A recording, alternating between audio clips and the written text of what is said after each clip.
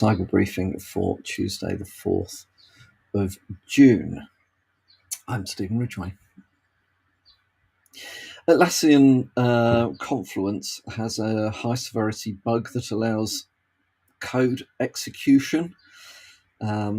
Tractors CVE 2024-21683, and the recommendations are to patch as soon as possible. It's high severity, so it's got a CVSS score of 8.3. Allows unauthenticated threat actor to execute arbitrary code. So patches are available. Would very much recommend you look into that if you're using Confluence, and make sure that you have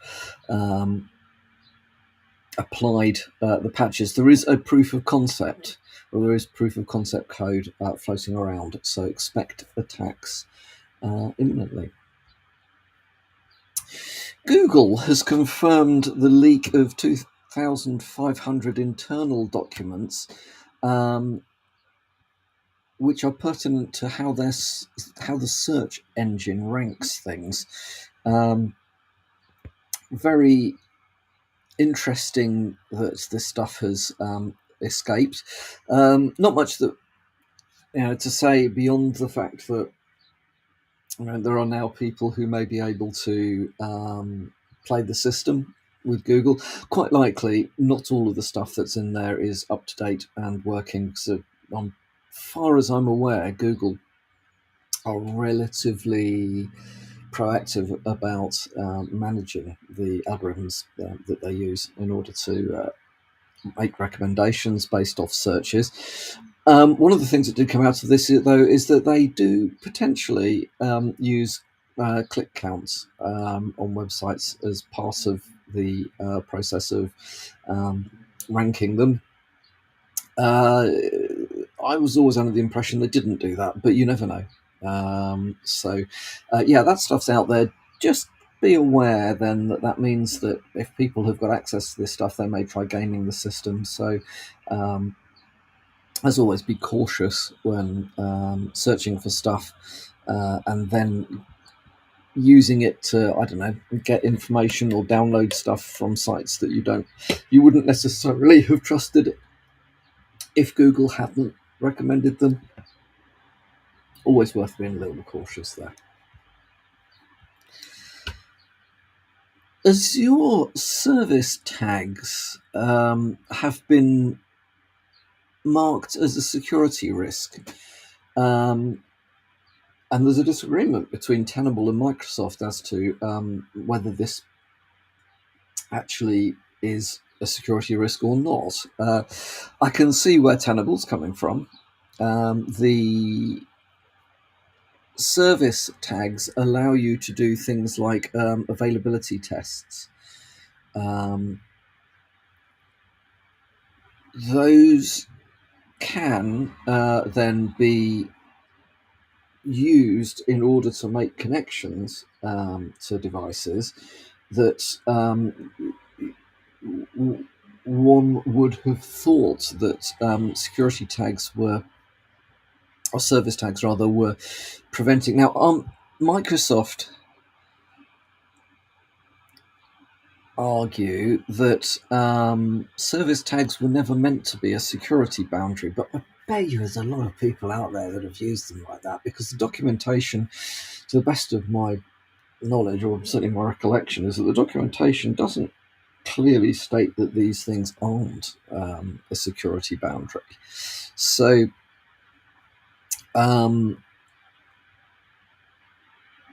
it's have a read of the article. It's a Bleeping Computer article. It does show, it's very simple, the way that this stuff works. And basically, these service tags allow reachability checks, but only within Azure service traffic. So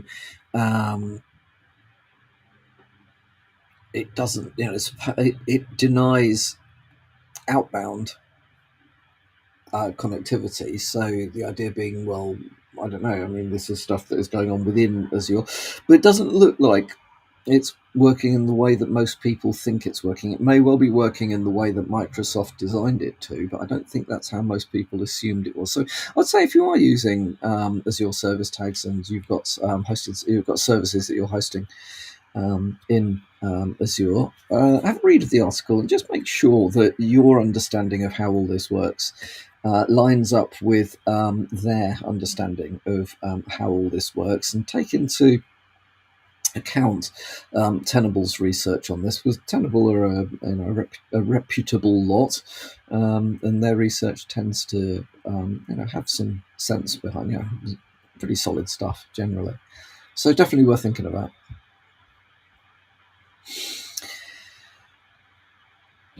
361 million stolen accounts have been leaked on Telegram.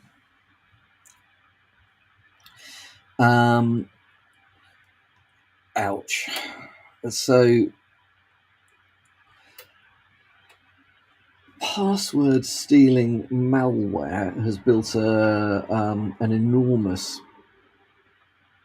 well, it's not really a database, it's just a collection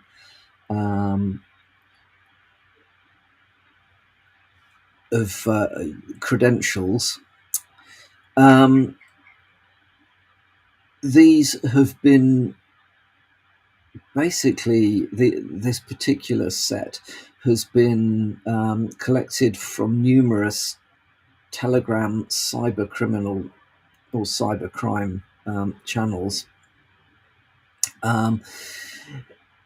Generally, the stuff that's in this is username and password combinations, and yeah, I think it just shows the scale of stuff that is out there. The researchers who collected together all of these things collected 122 gigabytes worth of credentials, working in combination with Troy Hunt of Have I Been Owned or Pwned. And basically that stuff is just collected from Telegraph channels. So the research has come across, in total, about 360 million unique email addresses, and about half of those have never previously been seen in data breach notifications. So if you are concerned about breaches, I think this just illustrates that there are probably no credentials that haven't been leaked at some point. What can we do about all this stuff? Well, firstly, make sure that you use unique usernames and passwords for all of the services. I mean, all of them, not just most of them. All of them.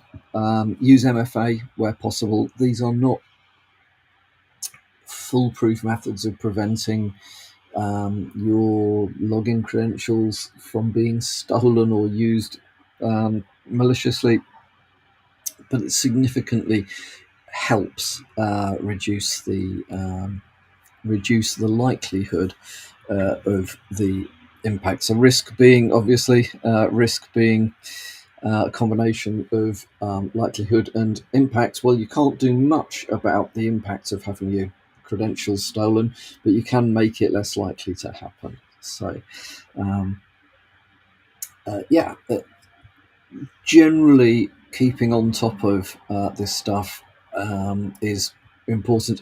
If you're in a position where you can move to things like zero trust or whatever, that's absolutely great.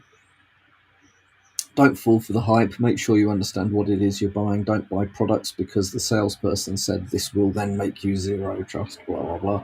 But alternative methods of authentication using hardware tokens and so on are really good. There's a lot of talk, as we know, about biometrics. I remain concerned, not specifically, not to the point of specifically saying I don't believe it's the right thing to do, but just I think it has to be treated with caution, because you can't change your biometrics once they've leaked. We've said this before. Anyway, finally from me today, there is an article in Dark Reading that points out that Russia is aiming to disrupt during the Summer Olympics. Cyber operations are being planned in order to foment unrest by stoking existing societal divides and fears. Um, there is also a concern around potential physical disruption as well. So we, I mean, we're well aware, although it doesn't seem to have got through to the general public, but certainly in the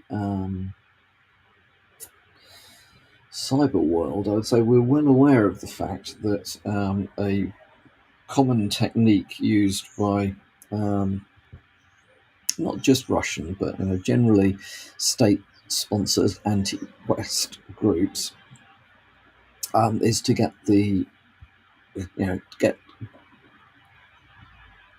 tribes almost in the West to fight each other. You see a lot of it going on. It is stoked by this sort of stuff. Fake news, doctored images, AI aided videos, and so on and so forth. So, as always, I would say, well, in this case, two things. Well, as always, don't form your opinions from stuff that you're seeing in social media. It isn't the news, and it is regularly. It's manipulated. You know how the government, our government's as guilty of this sort of stuff as anybody else, which frustrates me enormously. But the nudge units, remember in COVID, we were all nudged to do very damaging things to society. Well, the equivalent, this stuff that I'm talking about here is the equivalent of being nudged, but by an APT from a foreign country, a foreign power. So just be careful about what where you get information from when you're formulating opinions on things. Excuse me. Secondly, if you are going to the Olympics, this time round. Well, hey, fantastic! I hope you have an absolutely super time. I bet it's going to be absolutely amazing. But just be on your guard. That there will be attempts to disrupt and to cause chaos. I'm sure that the French authorities are all over it, and it will be a safe and very enjoyable Olympics. But equally, you should never rely entirely on somebody else. Somebody else's actions, certainly at a government level, for your own security. Good, that's enough from me today. I hope you have a good Wednesday, and I'll speak to you all again tomorrow morning. I just said Wednesday, didn't I? That's wishful thinking. I hope you all have a good Tuesday, and I'll see you all tomorrow morning, which